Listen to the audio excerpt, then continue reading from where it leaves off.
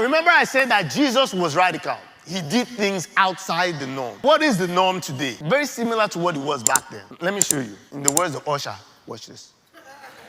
Galatians 2:1, it says, "But when Peter came to Antioch, I had to oppose him to his face, for what he did was very wrong. When he first arrived, he ate with the Gentile believers who were not circumcised. But afterwards, when some friends of James came, Peter wouldn't eat with the Gentiles anymore. He was afraid of criticism from these people who insisted on the necessity of circumcision. As a result, other Jewish believers followed Peter's hypocrisy, and even Barnabas was led astray by their hypocrisy." You see, the norm today is the same as it was back then. Hypocrisy. The amount of hypocrisy that you and I see on the news today is outstanding. You see, today the church tells us to hate immigrants. They tell us to hate homosexuals and lesbians, to hate people who don't look like you and I or talk like us. You see, the norm was that everyone should stay in their circle, stay within their box, within their sphere of influence, within what was comfortable for them. That was what society deemed as was good.